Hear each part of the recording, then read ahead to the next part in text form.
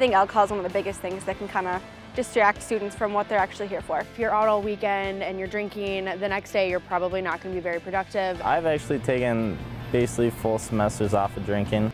I know that my academics, that's why I'm here at school, and I feel like it's tough to balance too, so sometimes you just have to cut one out. Having a high tolerance really hurts you because you don't know how high your blood alcohol content is, because you might not feel the effects. If it does go too far, you might be embarrassed of something that could potentially happen. Having a tolerance and bragging that you are having a tolerance is an indication that you are stepping closer towards alcohol addiction.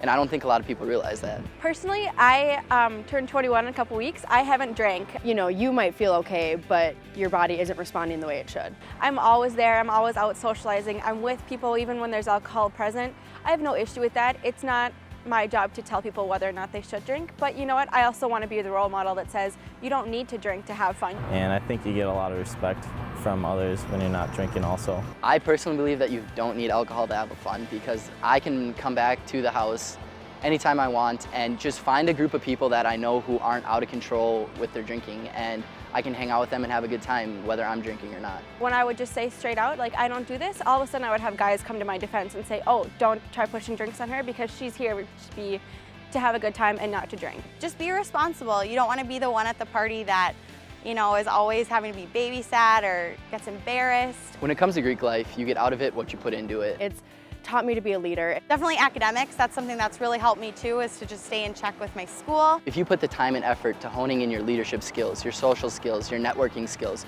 there's so much more to it. People already stereotype us as is. We don't need to help that. Like, we should be trying to prove them wrong by saying, look at us, like, we can do things besides drinking. We are so much more than that. We see that in ourselves because that's what we strive for, but I think we need to do a better job of proving it to other people. Really make sure you're responsible. If you're going to choose to drink, make sure you have a designated driver. One of my #1 things is making sure you go with people that you trust. Know who you're with. Because I think if you're nervous, then you might drink more just to kind of ease the nerves. Just really be aware of what you're putting into your body.